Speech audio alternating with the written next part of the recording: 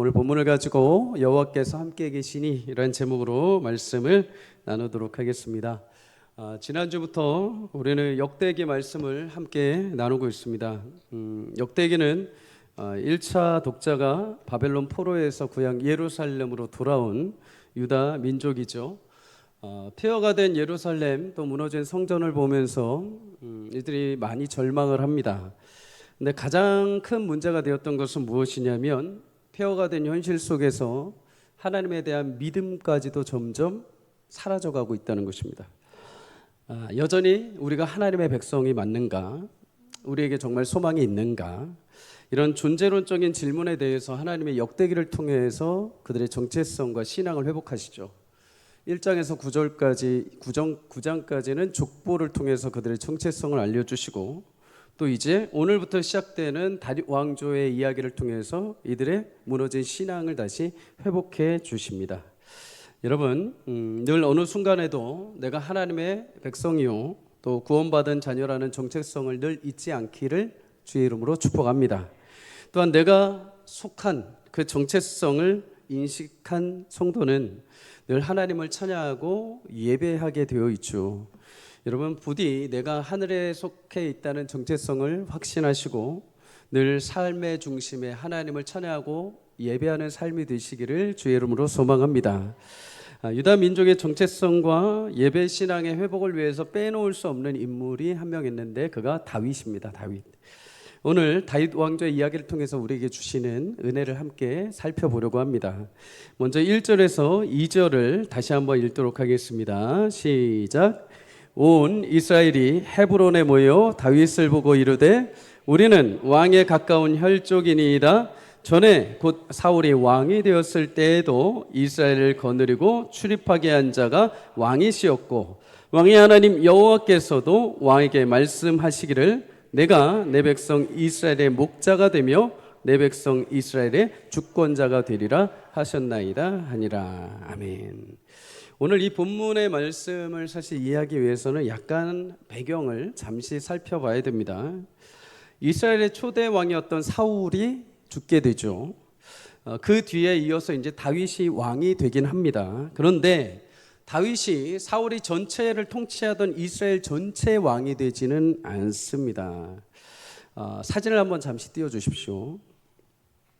사진의 파란색 부분 그리고 아래 노란색 부분이 원래 전체 사울이 지배하던 나라입니다. 그런데 사울이 죽고 나서 어떻게 되는가?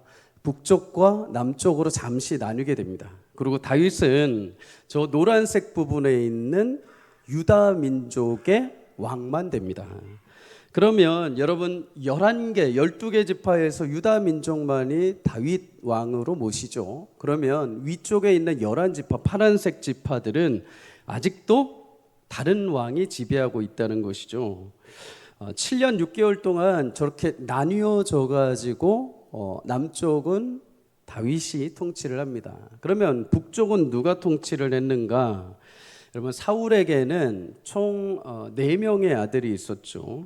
성경에 등장하는 아들 가운데 첫째부터 셋째까지 모두 사울과 함께 전투에서 죽게 됩니다. 물론 첫째 아들이었던 요나단에게는 살아있는 아들 무비보셋이란 아들이 있었습니다. 사울의 손자이죠. 근데 무비보셋의 유모가 전쟁에서 도망가다 무비보셋을 떨어뜨리게 되죠.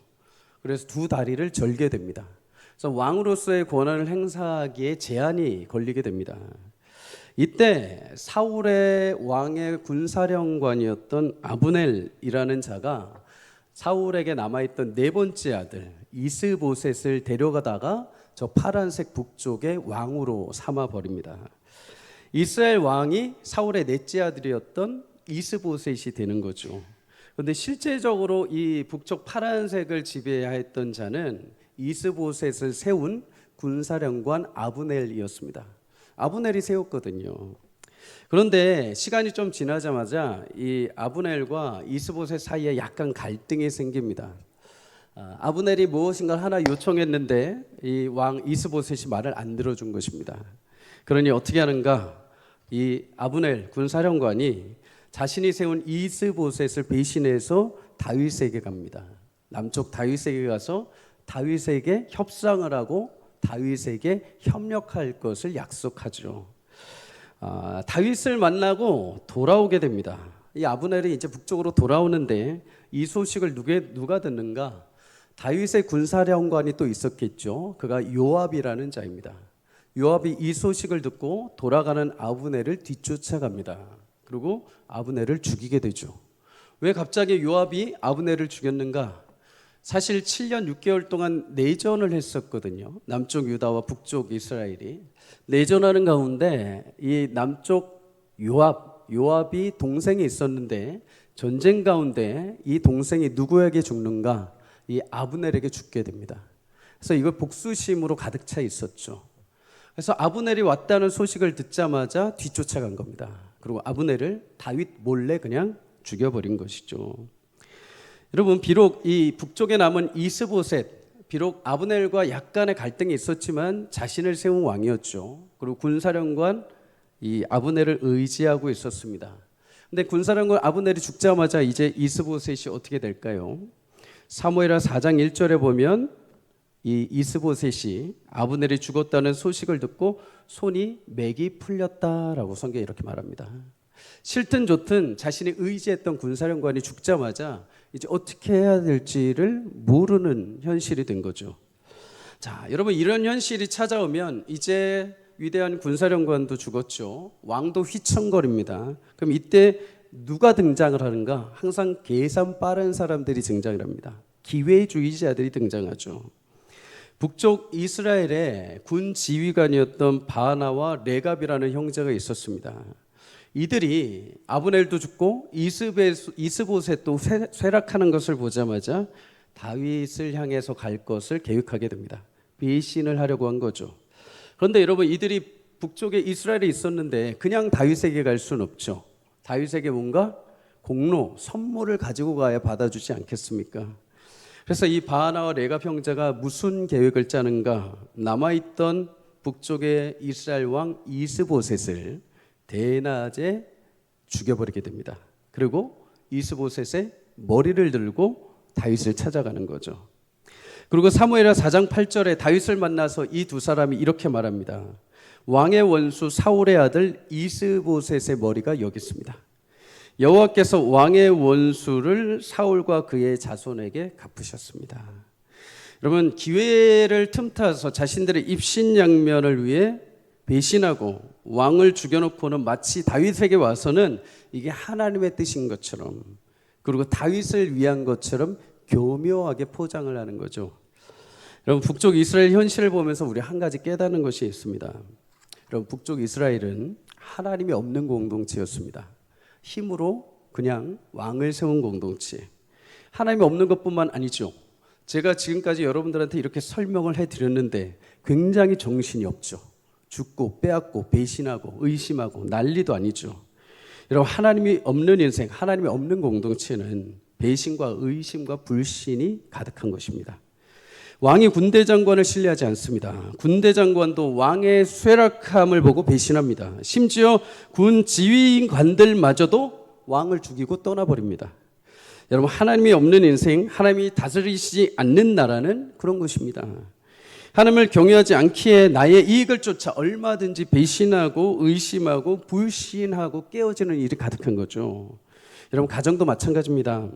하나님이 없는 가정은 깨어지고 불신할 수밖에 없습니다. 교회도 동일합니다. 하나님의 다스리심이 없으면 서로 의심하고 불신하게 되어 있습니다. 부디 사랑하는 여러분, 우리 가정, 교회 공동체가 하나님의 주권 아래 하나님을 신뢰하고 기름 부음 받은 공동체가 되기를 주의 이름으로 축복합니다. 하나님의 역사하심을 늘 항상 기억하고 신뢰할 수 있기를 주의 이름으로 축복합니다. 그럴 때만이 진정한 포용이 있고 진정한 사랑이 있는 것이죠. 그런 공동체가 되기를 주의 이름으로 축복합니다. 여러분, 자신들의 주군을 살해한 바나와 레갑, 다윗을 찾아옵니다. 자신들을 칭찬하고 그래도 한 자리씩 내어줄 줄 알았습니다. 그런데 여러분, 이들이 다윗을 잘못 봤죠. 다윗은 그런 사람이 아닙니다. 다윗은 기회주의를 틈타서 인간적인 방법을 좋아하는 사람이 아닙니다. 그는 그런 기회주의적인 방법으로 왕으로 세워진 자가 아니죠. 그것을 만약에 다윗이 즐겨 했다면 이미 광야에서 다윗은 사울을 죽일 수 있는 기회가 2번이나 있었습니다. 근데 그때마다 다윗은 철저하게 기회주의를 버립니다. 만약 그때 다윗이 선택했다면 이 두 형제와 똑같은 인물이 되었겠죠. 다윗은 그러지 않았죠. 다윗은 이렇게 찾아온 두 형제에게 어떻게 말하는가? 사무엘하 4장 9절에 이렇게 말합니다. 함께 읽습니다. 다윗이 부에롯 사람 림몬의 아들 레갑과 그의 형제 바나에게 대답하여 그들에게 이르되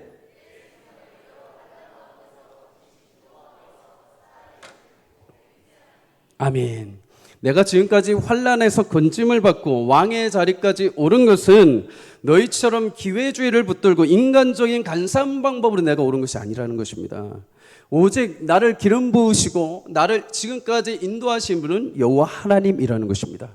사람의 인간적인 방법으로는 결코 할 수 없는 일을 하나님이 나를 지금까지 인도해 오셨다. 그리고 다윗은 이 선포를 하고 나서 이 바나와 레갑을 어떻게 하는가? 즉결 처형해 버립니다. 심지어 이들 때문에 인하여 죽게 된 왕 이스보셋 또한 그의 군사령관이었던 이미 죽은 아브넬마저도 다윗이 어떻게 하는가? 자신이 거하고 있던 헤브론 땅에다가 장지를 마련하고 그들을 고이 묻어주고 애국까지 해줍니다. 정중하게 장례식을 치르고 하나님이 기름 부어 세우신 사울과 그 가문을 존중하고 끝까지 예우한 것이죠. 다윗의 이 행동을 보고서 북쪽에 있던 11지파가 이제 다윗에게 나오게 됩니다. 왜요? 그 전까지 이들은 어떤 생각에 휩싸여 있었느냐? 아까 말씀드린 것처럼 하나님이 없다 보니까 항상 의심이 많습니다. 불안이 많습니다. 자신들의 왕과 군사령관을 죽인 그 사람들 배후에는 다윗이 있을 것이다 하면서 염려하고 의심을 했던 것입니다. 그런데 다윗이 그들의 주군과 군사령관을 예우를 대해주자마자 그 오해가 풀리게 된 거죠. 그리고 이제 다윗을 자신들의 왕으로 모시기 위해 찾아온 것입니다. 여러분, 성도의 인생은 결국 하나님의 뜻과 섭리대로 완성되게 되어 있습니다. 하나님을 신뢰하고 성도로서 믿음의 정도의 길을 늘 걸어가시기를 주의 이름으로 축복합니다. 세상에 기회주의적인 방법이 찾아온다 하더라도 그것이 나를 인도하지 않습니다. 오로지 여러 가지 기회주의자들이 찾아오고 이런 얘기 저런 얘기 한다 하여서 흔들지 마시고 순전하게 나의 목자 되신 하나님을 따라서 믿음의 길을 순전하게 걸어가십시오. 그럴 때 하나님께서 다윗을 지금까지 인도해 오신 것처럼 여러분의 삶도 온전하게 인도해 주시는 축복을 주실 줄 믿습니다. 북쪽의 이스라엘 11지파가 다윗을 왕으로 인정하기 위해 찾아오죠. 그들은 1절에 보면 크게 3가지 이유를 대면서 이제 와서 다윗을 왕으로 모신다라고 말합니다. 첫째는 당신은 우리와 같은 혈통이라는 것입니다. 우리가 남이가 우리 같은 그거 아닌가 하면서 이제 혈통에 기대는 거죠. 우리도 서로 처음 만났을 때 가장 먼저 물어보는 게 뭡니까? 어디 고향이 어디세요? 고향만 같으면 일단 절반은 성공한 겁니다. 그렇죠? 학교 물어보고 뭐 나이 물어보고 하면서 이제 슬슬 정리를 해가죠. 두 번째는 사울이 왕으로 있을 때 당신 다윗이 이스라엘 거느리고 출입한 것을 우리가 알고 있습니다 말합니다. 출입했다, 전쟁터에 나갔다 들어왔다라는 것입니다. 사울이 왕으로 있지만은 실제적으로 전투에 참여하고 군사를 이끌고 승리하고 돌아온 자는 다윗이었죠. 그래서 사울은 천천히요, 다윗은 만만히요. 이거는 비유법의 노래죠. 여인들이 그렇게 노래를 했습니다. 사울이 만약에 1000을 죽였다면 다윗은 10,000을 죽였다. 그 정도로 다윗이 위대하고 용맹스럽게 전쟁에서 승리했다는 것입니다. 세 번째로 이유를 든 것, 가장 중요하죠. 2절 하반절에 여호와께서 당신을 이스라엘의 목자가 되게 하시며 이스라엘 주권자가 되게 하셨음을 우리 알고 있습니다. 하나님의 새로운 왕으로 다윗을 기름 부으셨음을 우리는 이미 알고 있었습니다 라고 말하고 있습니다. 그런데 여러분, 희한하죠. 다윗을 그렇게 하나님께서 왕으로 세우셨음을 알았음에도 불구하고 그 전까지 다윗을 따르지 않고 찾아오지 않았습니다. 상황이 이제 불리해지니까, 그들의 왕이 죽고 군사령관이 죽고 나니까 이제 3가지 이유를 대면서 다윗을 찾아온 것입니다. 여러분, 북쪽 이스라엘 11지파를 통해서 주시는 교훈이 또 한 가지가 있습니다. 여러분, 하나님의 뜻을 알고 행할 때 새로운 변화를 경험하게 될 줄 믿습니다. 이스라엘 백성들은 이미 다윗이 왕이 될 것을 알았음에도 사울 가문이 가지고 있는 정치적인 유익과 다윗에 대한 불신으로 다윗을 찾아오지 않았습니다. 다윗을 왕으로 세우는 걸 주저하고 있었죠. 심지어 그 기간이 7년 6개월이었습니다. 여러분, 안다고 해서 완성되는 것은 아닙니다. 하나님 뜻을 알고 행할 때 새로운 변화를 경험하게 될 줄 믿습니다.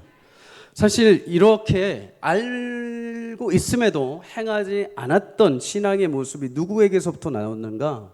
그들을 지배했던, 그들을 통치했던 사울에게서부터 흘러나왔습니다. 사울은 과거 아말렉 전투에서 하나님이 분명히 아말렉 모든 이들을 다 죽이고 전유물을 모두 불태우라라고 말씀하셨죠. 사울이 하나님 뜻을 알았습니다. 알았지만 행하지 않죠. 아말렉 왕을 살려두고 전유물도 모두 숨기게 됩니다.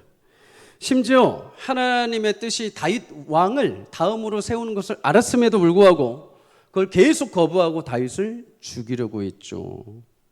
하나님의 뜻을 알지만 따르지 않는 모습.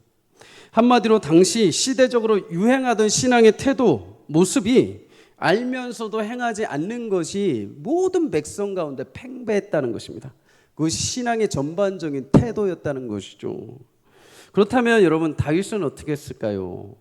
여러분, 다윗은 하나님의 뜻을 알면 언제나 그 뜻을 따라 즉각적으로 행동을 했습니다. 사울이 죽을 때 다윗은 자신의 가족과 함께 이방민족 블레셋 진영에 살고 있었습니다. 그때 하나님께 사울이 죽자마자 묻게 됩니다. 사무엘하 2장 1절에 하나님, 내가 유다 어디로 가야 할까요? 하나님이 다윗에게 헤브론에 가라라고 말씀하시죠. 다윗은 그 뜻에 따라서 헤브론으로 바로 옮겨갑니다. 그리고 유다 지파의 왕이 되죠. 왕이 된 이후에도 전쟁을 할 때마다 항상 다윗이 했던 게 있습니다. 무엇이냐? 하나님 앞에 항상 묻습니다. 하나님, 우리가 올라가야 될까요? 말아야 될까요? 우리가 싸워야 될까요? 말아야 될까요? 하나님이 올라가라 하시면 다윗은 주저하지 않고 올라갑니다. 다윗은 주저하지 않고 전쟁을 해서 하나님 약속하신 대로 승리를 얻게 됩니다. 그런데 신기하죠? 여러분, 다윗 한 명이 이렇게 바뀌니까 이제 신앙의 문화가 전체가 다 바뀌어버립니다. 다윗에게 속한 공동체가 전부 다 뜻이 알면 즉각 행동하는 모습으로 변화되기 시작한 거죠. 오늘 읽지 않았지만은 다윗 인생 후반부에 보면, 오늘 본문 뒤쪽에 보면은 다윗이 블레셋과 전투를 하는 장면이 나옵니다. 그런데 이 블레셋이 어디에 진을 치는가? 베들레헴에 진을 칩니다. 베들레헴은 다윗의 고향입니다. 다윗이 블레셋이 베들레헴 지역에 진을 친 것을 보고 무슨 생각에 잠기냐면 고향을 그리워하게 됩니다. 저 베들레헴 나의 고향인데 내가 어렸을 때 뛰어놀고 저기 냇가에서 친구들과 고기 잡고 양을 치고 했던 곳인데 하면서 마음속에서 우러나는 말을 한마디 합니다. 그게 무엇인가? 저 베들레헴에 내가 즐겨 마시던 물이 있는데, 샘이 있는데 거기 물 한 모금만 나는 마시면 좋겠다. 우리도 종종 그러죠. 예전에 어머니가 우리를 위해서, 나를 위해서 끓여주셨던 김치찌개, 음식들, 어머니가 소천하시고 나면 우리 그 음식들이 그리워지죠. 엄마 음식 한 번만 나 마시고 싶다, 먹고 싶다라고 하죠. 다윗도 마찬가지입니다. 다윗은 자신의 인생 속에 늘 하나님의 인도하심을 따라 가다 보니까 베들레헴에 쉽게 갈 수 없는 인생이었습니다. 베들레헴을 보자 그 물 한 모금 마시고 싶다 하고 자기의 말로 되뇌인 것입니다. 그런데 여러분, 이 말을 누가 듣는가? 자신의 주변에 있던 세 용사가 그 말을 얼핏 듣게 됩니다. 그리고 이 세 용사가 어떻게 하는가? 그날 밤에 즉각 블레셋 군영을 치고 들어가서 돌파해서 거기서 물을 떠오게 됩니다. 대단하죠? 여러분, 다윗이 자신의 군사들의 생명을 위협하면서까지 물을 마실 정도로 그렇게 못된 왕일까요? 아니요. 자신은 혼자 되뇌인 것입니다. 근데 그 다윗의 뜻을 알자 주변에 있던 세 용사가 어떻게 합니까? 달려갑니다. 다윗이 하나님의 말씀을 듣자마자 늘 행동했던 것처럼 이들도 자신의 주군의 말을 듣자마자 즉각적으로 행동하는 모습을 보이죠. 물론 여러분, 이들이 물을 길러왔을 때 이것은 이 용사들의 핏값을 맞바꾸어서 가져온 물이다 하면서 다윗이 그 물을 하나님의 제단에 부어드리고 다시는 내가 그런 말 하지 않겠다 하고 다짐을 합니다. 여러분, 다윗 한 사람이 하나님의 뜻을 알고 즉각적인 행동의 신앙의 모습을 보이자 그와 함께 있는 공동체와 군사들마저도 뜻을 알자 즉각적으로 행동하는 모습들을 보인 거죠. 사랑하는 여러분, 우리 온 교회의 신앙의 태도가 아는 것에 그냥 그친 이스라엘이 아니라 알고 행하는 다윗 공동체와 같은 믿음의 공동체가 되기를 주 이름으로 축복합니다. 하나님의 뜻을 아는 것만으로는 여러분 충분하지 않습니다. 사용하지 않는 헬스장 회원권은 여러분의 살을 빼주지 않습니다. 그걸 가지고 가서 내가 행해야 되죠. 운동해야 됩니다. 여러분, 내가 아무리 책을 수만 권을 구입한들 그 책을 읽지 않으면 무용지물이죠. 여러분, 따르지 않는 행동은 내가 아는 것을 힘으로 만들어주지 않습니다. 그러나 내가 알고 그것을 행하면 그것이 나의 인생의 변화와 현실을 바꿔주는 줄 믿습니다. 하나님의 뜻을 알고 행함으로 하나님의 예비하신 새로운 변화를 여러분 인생 가운데 경험할 수 있기를 주의 이름으로 축복합니다. 다윗은 7년 6개월 만에 자신을 찾아온 이스라엘 백성들 어떻게 할까요? 맞아줍니다. 대단한 포용력이죠. 다윗은 그들을 원망하지 않습니다. 니들 이제 왕이 죽으니까 이제 왔냐 하면서 공격하지도 않습니다. 그리고 마침내 이제 12지파 온 이스라엘의 왕으로 세워지게 됩니다. 여러분, 그러면 다윗이 어떻게 7년 6개월 만에 이지에서 찾아온 이 이스라엘 백성들을 어떻게 이렇게 포용할 수 있는 결정을 할 수 있었을까요? 역대상 11장 3절 하반절은 이렇게 말씀을 합니다. 뒤쪽에 보시면 그들이 다윗에게 기름을 부어 이스라엘의 왕으로 삼으니 여호와께서 사무엘을 통하여 전하신 말씀대로 되었더라. 아멘. 여러분, 다윗이 이해와 포용력이 있었다고는 하지만 더 중요한 것은 하나님이 다윗을 세우시기로 이미 약속하셨기 때문입니다. 그리고 다윗은 하나님의 그 약속의 시점까지 기다린 거죠. 여기서 중요한 교훈을 또 하나 얻게 됩니다. 여러분, 하나님의 약속은 그 뜻이 성취되는 때가 있다는 것을 꼭 기억하시기를 축복합니다. 다윗이 온 이스라엘 왕위에 오르는데 여러분 얼마나 시간이 걸린 줄 아십니까? 사무엘상 16장에 보면 다윗이 10대 때 사무엘 선지자를 통해서 기름 부음을 받습니다. 왕이 될 것이다. 그리고 사무엘하 2장에 보면 30세 때 유다 지파의 왕이 됩니다. 그리고 오늘 본문에 7년 6개월이 또 지나서 최종적으로 37세가 되었을 때 전체 통일 이스라엘의 왕이 됩니다. 하나님이 처음 약속하신 그날부터 오늘 왕이 되기까지 무려 20년의 시간이 걸린 것이죠. 여러분, 어떻게 이 긴 시간을 참고 기다릴 수 있었을까요? 다윗의 마음에는 이미 10대 때 하나님께서 기름 부으셨을 때 이미 하나님의 약속이 시작된 것입니다. 여러분, 하나님은 우리에게 허락하신 그 뜻을 약속하신 시점이 있습니다. 그리고 그 약속을 완성하시기 위해 하나님 우리 인생의 시간을 무시하지 않으십니다. 하나님은 우리 인생의 시간 속에서 일해 가시는 분입니다. 하나님의 때가 될 때 열매를 거두십니다. 다윗은 그래서 하나님보다 앞서지 않습니다. 세상적인 방법, 기회주의자들처럼 인간적인 악한 방법을 써서 그 시간들을 앞당기려고 하지 않습니다. 자신에게 주어진 힘, 자신에게 알고 있는 정보를 통해서 자신이 그 자리를 빨리 앞당겨 세우지 않습니다. 더디 걸릴 것 같지만 보이지 않지만 그저 하나님이 약속하셨기에 하나님께 그 시점을 맡겨드립니다. 그럴 때 여러분 복잡한 상황이 해결되죠. 하나님의 약속이 자연스럽게 이루어집니다. 보십시오. 여러분, 북쪽의 11지파 왕들은 자기들의 힘으로 세우려고 노력했죠. 근데 늘 불안했습니다. 늘 그래서 배신이 난무하고 결국에는 모든 왕위가 사라졌죠. 하지만 유다, 다윗은 어떻게 합니까? 하나님 말씀하신 대로 그냥 순종하며 기다렸습니다. 자신이 뭐 한 거 아닙니다. 자신이 북쪽 11지파를 공격해서 힘으로 제압한 거 아닙니다. 그저 그 자리에서 하나님 명령을 따라 올라갈까요? 말아야 할까요? 하나님, 내가 그 뜻대로 행합니다. 하나님 기다립니다.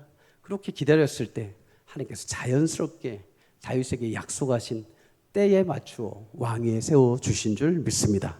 사랑하는 여러분, 아무것도 이루어지지 않는 것 같아 해서 너무 조급해하지 마십시오. 하나님의 약속은 지금도 이루어지고 있고 가장 완전한 때에 맞춰 하나님의 일을 이루시는 분입니다. 그때까지 우리는 어떻게 해야 될까요? 겸손하게 하나님이 높이시는 그때를 기다려야 되죠. 베드로전서 5장 6절을 함께 읽습니다. 시작. 그러므로 하나님의 능하신 손 아래서 겸손하라. 때가 되면 너희를 높이시리라. 아멘. 여러분 영어 성경을 보면 하나님의 능력의 손 아래로 자신을 낮추어라 라는 말씀입니다. 하나님의 손 아래, 하나님의 표시가 임하기 전까지 움직이지 말라는 거죠. 오케스트라를 보면 여러분 악기들이 자기 마음대로 소리를 내지 않습니다. 자기 마음대로 내가 나갈 거야, 내가 자랑할 거야 하면서 자기 마음대로 악기 소리를 내면 불협화음이 나고 소음이 됩니다. 그런데 여러분 오직 악기들은 뭐를 봅니까? 지휘자의 손끝을 보죠. 그 지휘자의 손끝이 움직이기 전까지, 신호가 오기 전까지 준비하고 있는 겁니다. 그리고 신호가 떨어질 때 자신의 소리를 마음껏 낼 때 아름다운 화음이 일어나게 되는 거죠. 여러분 우리도 마찬가지입니다. 하나님 능하신 손 아래 겸손하게 나를 준비하고 있는 축복이 있기를 소망합니다. 그러기 위해서 항상 기다림이 필요합니다. 하나님 반드시 그 말씀하신 그대로를 이루시는 분이십니다. 늦지 않게 임하시는 분이십니다. 그러니 여러분 하나님의 때가 될 때를 사모하고 기다리기를 주의 이름으로 축복합니다. 때가 될 때 여러분을 높이시고 약속하신 일을 성취하실 것입니다. 하나님의 그 손끝을 보고 기다리십시오.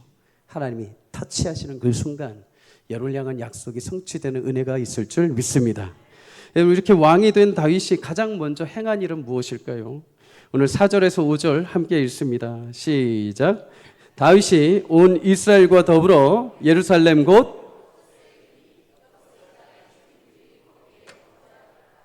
여부스 원주민이 다윗에게 이르기를 내가 이리로 들어오지 못하리라 하나 다윗이 시온 산성을 빼앗았으니 이는 다윗성이더라. 아멘. 여러분 다윗이 온 이스라엘 백성들의 왕이 되자 가장 중요하게 여겼던 도시가 하나 있는데 그것이 예루살렘입니다. 예루살렘. 앞서 아까 지도를 보여드렸던 것처럼 파란색 북쪽, 아래쪽 노란색 유다 지파 그 경계선에 이 예루살렘이 딱 있습니다. 북쪽 지파들과 남쪽 유다 지파의 딱 경계선 정중앙에 있어서 위치적으로도 굉장히 다스리기에 좋은 유리한 조건을 가지고 있죠. 근데 여러분 그때 이 예루살렘을 누가 지배하고 있었느냐? 여부스 사람들이 지배하고 있었다. 성경이 말하죠. 분명히 여러분 이스라엘 백성들이 40년 광야 생활 끝나고 가나안 땅에 딱 들어옵니다. 그때 하나님께서 여호수아를 통해서 여기저기를 다 정복하게 하시죠. 그런데 그때 여호수아 12장 10절에 보면 여호수아 군대가 예루살렘의 왕을 죽였다라고 성경이 말합니다. 왕은 죽였을지 모르지만 예루살렘에 살고 있는 그 민족 여부스 족속은 아직 저항하고 있었던 거죠. 예루살렘 위쪽에 보면은 베냐민 지파가, 남쪽에 보면은 유다 지파가 경계를 잡고 있습니다. 그런데 여러분 베냐민 지파, 유다 지파가 그러면 가만히 있었을까요? 아니요. 공격했겠죠. 사사기 1장 21절에 보면 베냐민 지파가 먼저 여부스 족속을 공격합니다. 그런데 성경은 말합니다. 쫓아내지 못했다. 여호수아 15장 63절에도 보면 이번에 유다 지파가 예루살렘 여부스 족속을 공격합니다. 그런데 성경은 말합니다.